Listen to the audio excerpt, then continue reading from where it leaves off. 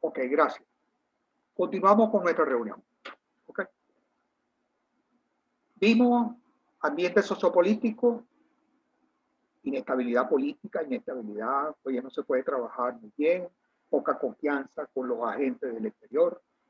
Ambiente económico, finalizada la guerra de independencia. Mira, se avanza un poco, ¿no es cierto? Lo importante de ahí, ok, son las casas comerciales que facilitan el trabajo de nuestros agricultores, de nuestros exportadores, de nuestros importadores.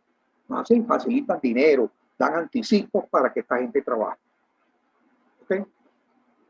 En el ambiente internacional decíamos que la máquina de vapor impulsa el comercio, disminuyen los costos, se acercan las distancias, ¿no es cierto? Ok, eso mejora en algo el ambiente internacional y todo el mundo quiere trabajar. Venezuela y América Latina es un mercado para Europa, es un mercado para los Estados Unidos. ¿Okay? Hay materias primas, pueden colocar su producción, la pueden colocar en estos países. Resultamos interesantes para hacer negocios. Entonces, por eso también vienen agentes comerciales a este país y a otros países. Los alemanes se convierten en los primeros agentes comerciales de Venezuela, ordenados, bien con sus disposiciones, con sus procedimientos, vienen a Venezuela, vienen a América Latina y se establecen en Maracaibo, ¿okay? Con esta producción de café, con estas exportaciones. Los Estados Unidos se convierten en el primer destino de la exportación de los productos venezolanos. Nueva York, Filadelfia, fundamentalmente. Por supuesto que se sigue exportando a Hamburgo, se sigue exportando a Reino Unido, a Francia, pero las mayores exportaciones van hacia los Estados Unidos. Los británicos, por su parte, que tuvieron mucha participación en Venezuela, por ejemplo, con la guerra de independencia, hasta ejércitos de ellos vinieron, algunas compañías británicas vinieron a acompañar a los venezolanos en su guerra contra España. ¿Okay? Estuvieron acá también en los primeros momentos de la República, apoyando, ya lo vamos a ver, apoyando actividades financieras. ¿Okay? Pero disminuyen su participación cuando, por disposiciones del Reino Unido, tienen que darle preferencia a la importación de productos de sus colonias, de las colonias británicas. ¿De acuerdo? España reconoce en el año 1845 la independencia de Venezuela y comienza nuevamente a importar cacao venezolano. ¿De acuerdo? Okay. Más o menos esto, en el ambiente internacional, esto es lo que tenemos a principios, diría yo, ya mediados del siglo XIX.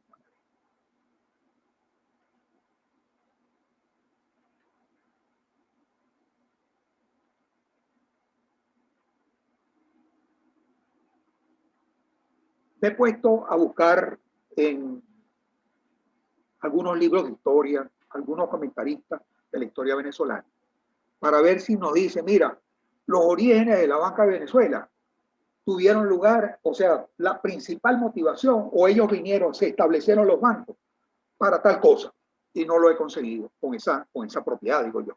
¿Así? ¿Qué creemos que pudo haber sido? ¿Por qué se instalaron los primeros bancos aquí en Venezuela en el siglo XIX?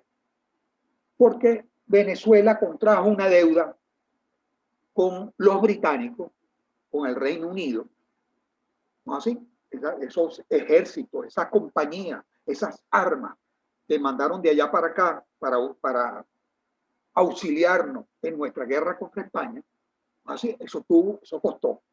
Entonces es posible que estos bancos hayan sido fundados, o estas primeras iniciativas hayan venido a acompañar ese cobro de esa deuda.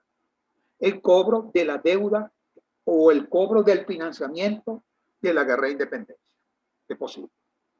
No me pronuncio 100%, pero es muy posible que sea ahí una de las principales motivaciones. Una segunda motivación pudiera ser precisamente esa que estábamos hablando hace un momento. Hay unas actividades de exportación, hay unas actividades comerciales, son actividades, vamos a llamarlas, frente a la agricultura, son de bajo riesgo. Financiar al comerciante encierra menor riesgo que financiar al agricultor, financiar al ganadero, que no se sabe que tiene todos unos riesgos por delante, porque la cosecha no se da de un día para otro, porque el ganado no crece de un mes al otro, ¿no es cierto? Entonces, es preferible, llega el señor con la cosecha, ¿no así?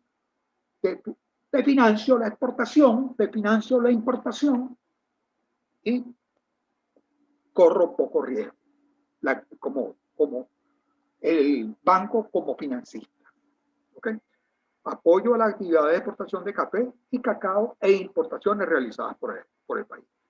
Nótese que ahí no dice producción, no es producción de café, no es producción, no es financiamiento al agricultor, es financiamiento al sector comercial.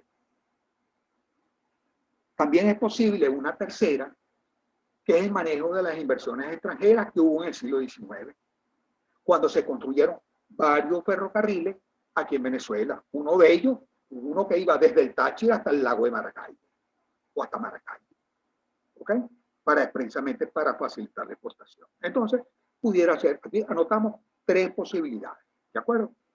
Financiamiento de la guerra, financiamiento de las exportaciones y cobro de las inversiones que se hicieron por el ferrocarril. ¿De acuerdo?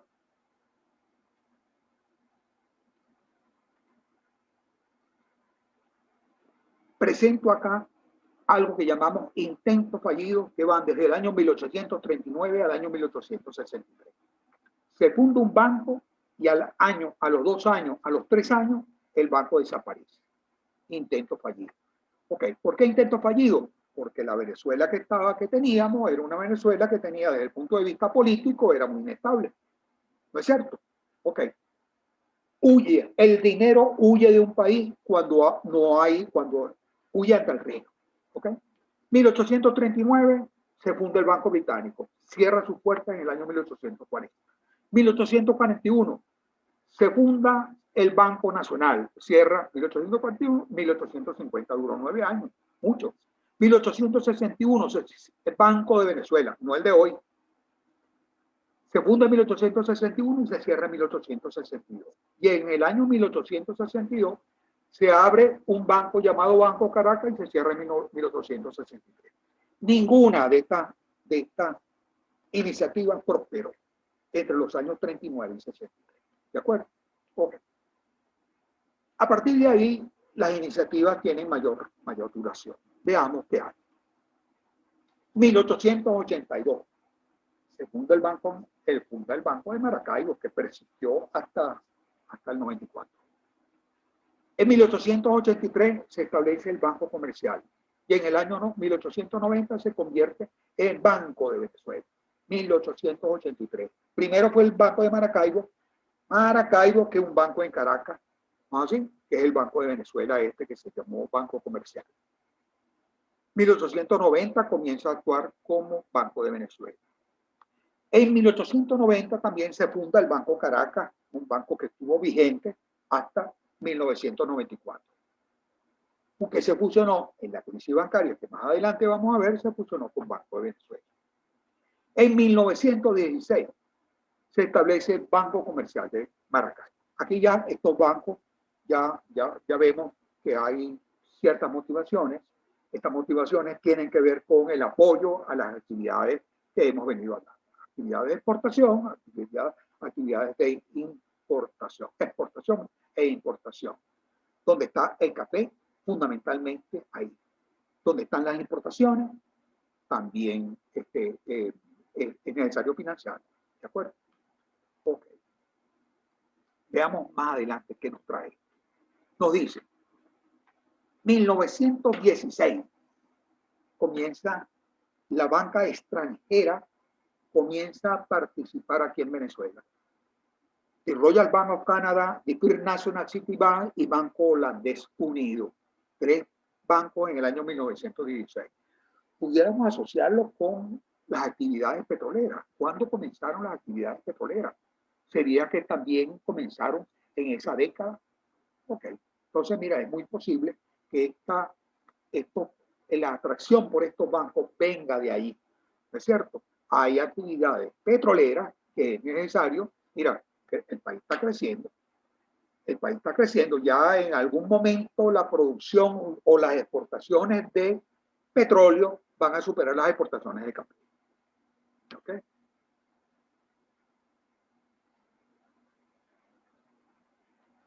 ¿1925-1926? Dos bancos venezolanos. Banco Venezolano de Crédito y Banco Mercantil y Agrícola. Banco Mercantil y Agrícola, mira, cuidado si no lo asocio yo con Ron Santa Teresa, ¿ok? O con Hacienda Santa Teresa, ¿ok? Viene de allá eso, ya, mira, ya hay una cierta prosperidad en el campo, ya tenemos un gobierno estable, el gobierno de la dictadura de Juan Vicente Gómez, que va desde los principios del siglo XX hasta el año 1936. 1928, el Estado establece sus primeros bancos. Banco Agrícola y Pecuario y Banco Obrero. Banco Obrero, construcción de vivienda, Winavi, fue el que antecedió a lo que conocimos como Instituto Nacional de la Vivienda. Y el Banco Agrícola y Pecuario. ¿Qué es esto? Esto lo que nos está diciendo este año 1928 es que ya ese Estado que en unas láminas anteriores no tenía recursos y tenía las arcas vacías, aquí ya tiene recursos para financiar la producción agrícola, para atender las necesidades de vida. ¿Ok? Año 1928. El Estado venezolano ya se vuelve poderoso, tiene 10 recursos en la mano. 1937, funda el Banco Industrial de Venezuela. ¿Ok? Para apoyar la industrialización del país. Desde aquel entonces, 1937. ¿No así? Anecdótico es lo que dice después Banco Industrial de Venezuela. Quiebra 25 veces, 30 veces, quién sabe cuántas veces quiebra. Hasta el año 2016. En el año 2016 se transforma en Banco del Tesoro. ¿Okay? Pero fue un banco que, como es el Estado, mira, vamos a meterle recursos, no importa que haya quebrado. 1939. Se crea el Banco Central de Venezuela, se le da la autoridad de emitir moneda. Anteriormente la moneda la emitía cualquier banco. Y de resguardar el oro monetario. En 1940, primera ley de banco, superintendencia de banco y Consejo Bancario Nacional. En los años 40 y 50 se establecen los bancos de fomento regional, todos impulsados por el Estado. Y también aparece una buena cantidad de bancos privados. ¿No es cierto? ¿Qué más podemos decir? Bueno, eso con respecto a los orígenes y evolución de la banca aquí en Venezuela. Orígenes, allá en el siglo XIX, no sabemos qué lo motivó. Pusimos 3 posibilidades.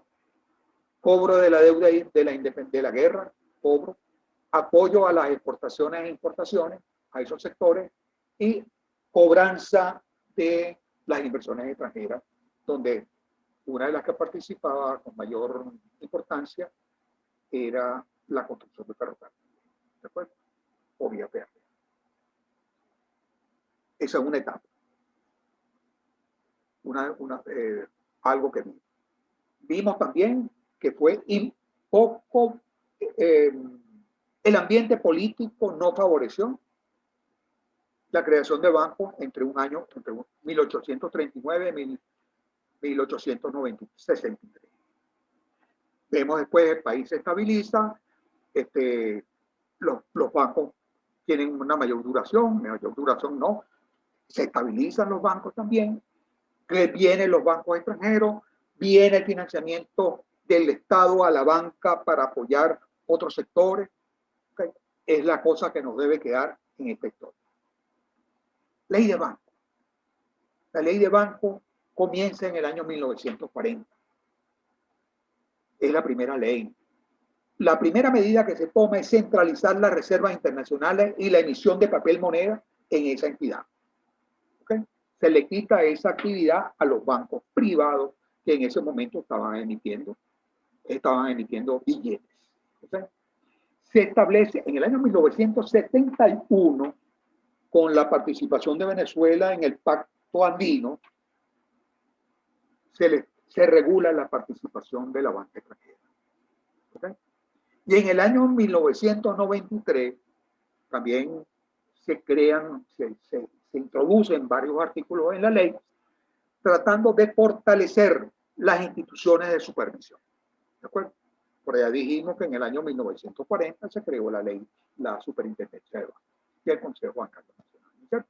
Pero en el año 1993 se trata de fortalecer los controles. ¿Okay? En los años 90, ¿qué pasó? Se elevan los índices patrimoniales de la banca. ¿Qué significa esto? Cualquier señor que tuviera una cierta posición económica podía fundar un banco aquí en Venezuela. Y fundar un banco, como lo vimos nosotros en la clase pasada, significa poder manejar los ahorros de los venezolanos que depositen ahí. No es jugar con su dinero, no, es jugar con el dinero de los demás. Entonces, aquí se eleva el índice patrimonial. Ya no se puede fundar un banco con 1.000.000 de bolívares. Es necesario fundar el banco no con 1, sino con 10. Es algo así, le aumentaron ese índice. ¿Okay? Aparecen también las normas de protección al ahorrista. Desaparecía un banco y el ahorrista perdía su dinero. No, ahora es necesario que haya una cierta protección y que sean los mismos bancos quienes crean esta protección al ahorrista. Además de eso, se establecen limitaciones a la administración de los recursos manejados por el sector en empresas o instituciones relacionadas. Lo que decíamos hace un momento. Yo soy el dueño del banco, yo mando el dinero de los ahorristas, lo invierto en mis propias empresas y no en otras empresas. Existía esa libertad. No había ninguna limitación para que los socios, los propietarios de un banco, invirtieran su dinero en sus propias, vamos a decirlo así con toda la redundancia, en sus propias propiedades. ¿Okay? En el año 2000 y en los años siguientes, se trata de modernizar, el año 2000 y años siguientes, después de la crisis del 94, modernizar el sistema bancario. Se crean lo que son bancos universales. Okay, anteriormente había una entidad bancaria, tenía el banco hipotecario, el banco de inversión, el banco de ahorro, tenía varios bancos, y en cada una de esas puertas se hacía una cosa distinta. Ahora, en un solo banco, ese banco puede hacer todas esas funciones. Puede prestar a 3 años, puede prestar a 5 años, puede prestar a 1 año. Puede prestar para hacer vivienda, puede facilitar la inversión o la participación, generar otros instrumentos, ¿okay? Como bonos, por caso, o participar en fondos. ¿Okay? Todo eso se puede hacer con esa modernización. Se establecen vías para atender de modo más eficaz las emergencias financieras. Bueno, todo esto es a raíz de lo que pasó allá en el año 1994. ¿Ok? Donde una emergencia financiera, pues se le metía dinero y no se sabía qué se estaba haciendo con ese dinero. ¿Ok? Esto es lo que podemos decir de orígenes y vamos a llamarlo evolución de la ley de oro. Vamos a continuar, vamos a seguir, vamos a ver las características del sistema bancario. ¿Ok? Dejo de compartir en esta lámina y nos pasamos a otra.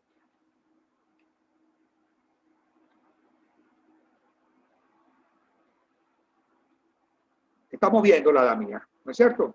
Características de la banca y crisis bancaria. Elementos característicos de la banca en Venezuela.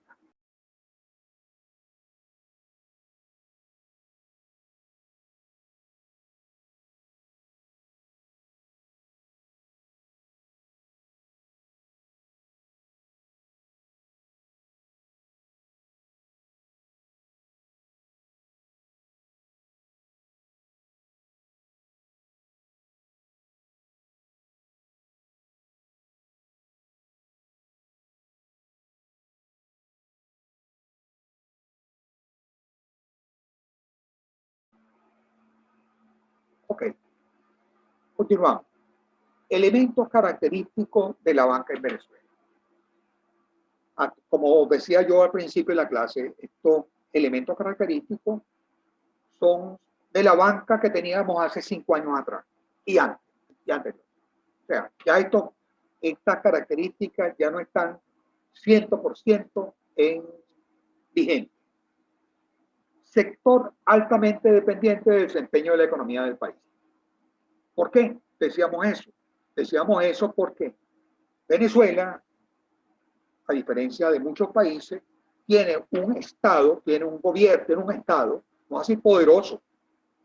Todas las divisas, el 90% de las divisas generadas en el país pasaban por mano del Estado. Hoy no es así. ¿Ok? Entonces, si un banco, si el Estado decía, voy a depositar mis recursos en este banco, fortalecía al grupo económico. Si decía, voy a sacar los recursos de ahí y los voy a poner en otra parte, el banco temblaba. ¿No es cierto? Porque era tal el poder, tal el peso del Estado en la economía nacional que hacía temblar a cualquier institución privada, ¿no es cierto? Altamente dependiente del desempeño de la economía del país. El peso de la finanza del Estado en la economía nacional condicionaba el funcionamiento del sector bancario. ¿De acuerdo? Entonces había que estar bien con el Estado. Había que hacerle caso a lo que dijera el gobierno. Cuando el gobierno tomaba decisiones sobre su depósito, favorecía o perjudicaba en buena medida la finanza de los bancos afectados. Eso no es ahorita, bajo el régimen de hace 20 años para acá. Antes también. Entonces, eso fue típico de la Venezuela petrolera. De 1940, vamos a llamarlo así, de 1940 en adelante. El sector bancario, otra característica que podemos decir es que el sector bancario gozaba en Venezuela de una baja presión impositiva, porcentaje de impuestos sobre la renta con que era grabado relativamente más bajo que el de otros sectores de la economía. ¿Okay? Entonces tenía un tratamiento especial el sector bancario, se trataba de cuidar el sector bancario. ¿Okay? Entonces, y hasta le daban esa prebenda de cobrarle menos impuestos que a otros. ¿Okay? Pudiéramos decir que esas son 2, 3 características que hemos identificado en el sector bancario. Veamos ahora la crisis bancaria. Crisis bancaria. Allá en el los años 60, Pérez Jiménez cayó en el año 58. En el año 58 cayó Pérez Jiménez y después de 10 años de dictadura, el capital, los foráneos tienen miedo y se llevan sus recursos. Hay una corrida de los recursos venezolanos. ¿De acuerdo? Con esa inestabilidad política hay salida de capitales y entonces se crean problemas en la balanza de pago. ¿Ok? Cae la liquidez monetaria para ese entonces y se establece temporalmente un control de cambio. ¿Ok? Entonces, eso fue así, se llevó como si fuera un toro, se llevó en los cachos, se llevó a algunos de los bancos. ¿Qué banco fue el primero que cayó? Un banco llamado Banco Táchira, que ni ustedes ni yo conocí. Yo tampoco lo conocí, el Banco Táchira. No tuve oportunidad de hacer ningún depósito en ese banco. Era el banco que financiaba la dictadura de Marcos Pérez. Financiaba la dictadura, no, eso es mentira, eso no es verdad. Era el brazo de la dictadura para ciertas construcciones, para manejar el dinero. Era el preferido, vamos a llamarlo así, un banco privado a través del cual se hacían las negociaciones.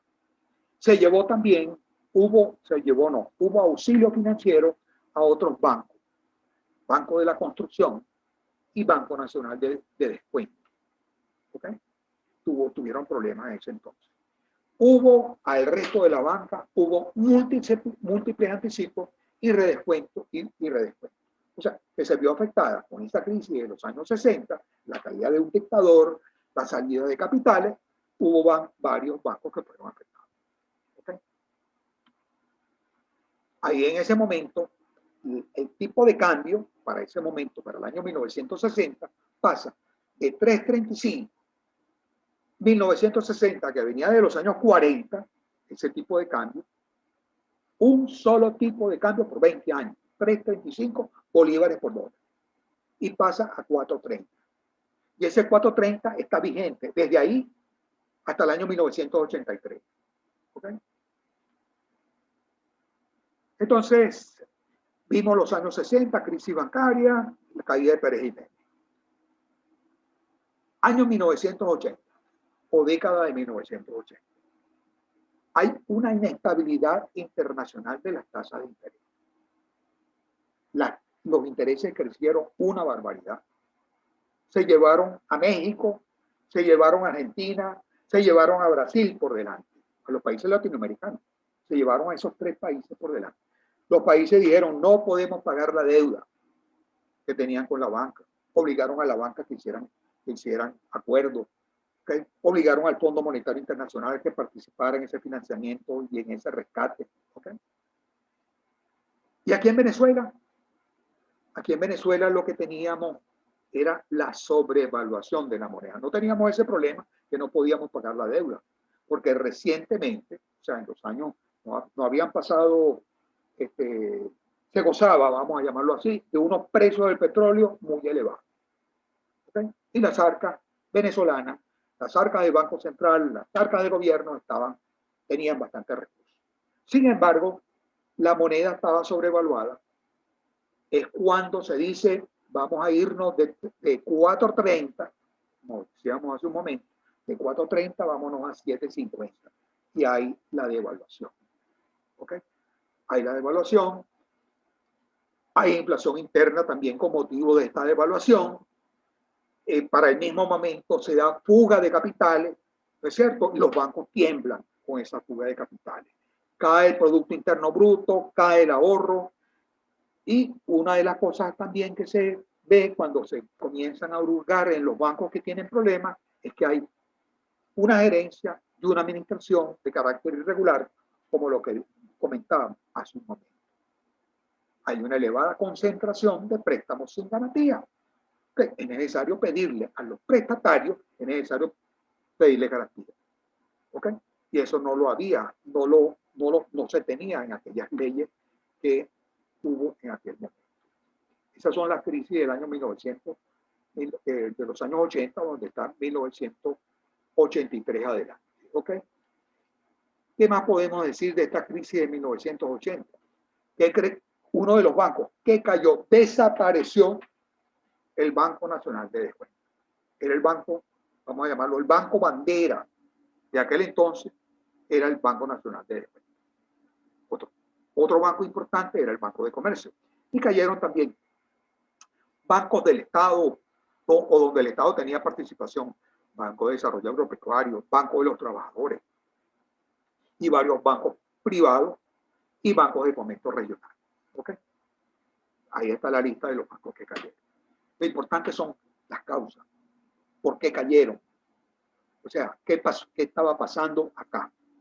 ¿Okay? Saltamos entonces a los años 90, la gran crisis. Años 1994, 93, 94, la gran crisis. ¿Por qué? Porque para ese momento se está reestructurando la economía. 1989 arranca un gobierno que dice, se acabó el juego, se acabó, vamos a llamarlo el populismo aquí en este país. Aquí todo el mundo tiene que pagar lo que las cosas cuestan. Nada de regalar la gasolina, nada de regalar el gas natural. Vamos a cobrar el servicio eléctrico tal como cuesta. Se establecen eso o se tratan de establecer esos precios. Hacia allá se va. Es el gobierno de Carlos Andrés Pérez en el año 1989. La tasa de interés que estamos pagando nosotros los prestatarios, pasa del 20, del 25, del 30%, pasa de un solo golpe al 70%. ¿Okay? Eso era lo que costaba el dinero. Entonces eso no lo aguantó la economía. Hay inestabilidad política, bajo nivel de confianza en el país. Son los dos golpes de Estado.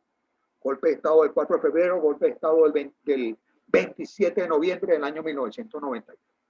¿Okay? Y el Caracazo que había ocurrido antes en el año 89. Pero también hay gerencia de administración irregular, concentración de crédito y préstamos sin garantía en ese momento, en muchos de los bancos. ¿Okay? Hay escaso nivel de supervisión y de control por parte de los organismos del Estado. Todo eso conduce a, mira, yo no voy a decir que desaparecieron la mitad de los bancos. Bueno, una parte importante de los bancos, si no la mitad, así, los más, o sea, muchos de los bancos importantes tuvieron problemas. ¿Okay? Veamos quiénes. En primer lugar, Banco Latino. Era el banco, yo no sé si, no tengo el ranking, pero a lo mejor era el banco número 1 en el país. Había el Banco Progreso, Banco Principal, Ítalo Venezolano, bancos que tenían una gran cantidad de tiempo, o bancos que formaban parte de un grupo económico importante. ¿Okay? El grupo de Eugenio Mendoza, pongamos por caso, ¿okay? Que era en las entidades bancarias, en las entidades de ahorro y préstamo, en el financiamiento, en la banca hipotecaria, construcción de vivienda, era distinguido él. ¿Okay? El grupo Confinanza, donde ahí en Caracas todavía está una de las propiedades está invadida, ¿ok? Porque eso, mira, lo perdió, o sea, no había cómo salvarlo, ¿ok? Todos estos bancos que están acá cayeron, ¿ok? Fue importante la crisis bancaria. Aquí tenemos efectos sobre la economía. Bueno, eso, aquel entonces no es nada en comparación con lo que está pasando ahorita, ¿no? Entonces, aquí cayó el Producto Interno en 3%. Era importante en aquel momento la caída del Producto en 3%. Aquí ha caído en 70 y en 80% en los últimos 5 años. No tenemos el producto que teníamos en el año 2014. Contracción de la demanda agregada en 4,5%. Fuga de capitales por 3.730 millones de dólares. Y una tasa de inflación, nos reímos ahorita, del 71%. En comparación con cualquier tasa de inflación de cualquier mes o de cualquier año de estos últimos 10 años, vamos a llamarlo así, o los últimos 5 años. ¿De acuerdo? Ok. Fue grave la crisis bancaria de los años 90. ¿Ok? Entonces, la actividad externa, vamos a llamarlo así. ¿Ok? Las cosas que pasan, que afectan al banco, pero también mucho de la estructura del banco, de la supervisión, de los controles que debía haber, que no los hubo. ¿Okay? O fueron muy débiles. Año 2000. Por presuntas irregularidades encontradas en la administración de los bancos afectados, entonces caen algunos bancos. ¿Cuáles bancos? Banco Canaria, Bolívar Banco, Banpro, Confederado, Central Banco Universal, Federal, Mi Casa. Okay. 7 instituciones caen todavía en el año 2000. Y con motivo de eso, se liquidan Banco Canaria, Banpro y Federal. Se fusionan con Banco Andes, un banco que existía, el último banco de fomento regional, así creado allá en el año 1937, que vimos hace un momento. Ese último banco que existía se fusiona con el Confederado, con Central, con Bolívar Banco y crea lo que se llamó Banco Bicentenario del Pueblo y de la Mujer. Banco Bicentenario del Pueblo y de la Mujer. Es absorbida por el Banco Venezuela también, Mi Casa, entidad de ahorro. ¿Okay? Entonces, la crisis del año 2000 es esa. No es tan grave como la del 94. Elementos característicos en la crisis bancaria. Esto es lo importante. En la crisis bancaria por la que ha atravesado el sector se han dado los siguientes elementos: bajo nivel de supervisión y control por parte de las autoridades competentes, amplia libertad de los bancos para dirigir sus recursos hacia negocios propios y elevados niveles de recursos concedidos en crédito sin el respaldo de garantías adexas. Si hubiera habido garantía, hubiera sido menor el daño. Bajo nivel patrimonial de las entidades afectadas. ¿Ok? Entonces, bajo capital. Y alta vulnerabilidad de las entidades bancarias ante los cambios políticos de conflicto del país. O sea, esto a lo mejor es como en cualquier parte del mundo. Okay. Cierro esta media hora y nos vamos a Banco Central de Venezuela, que es la última parte de nuestras conversaciones de hoy. Voy saliendo.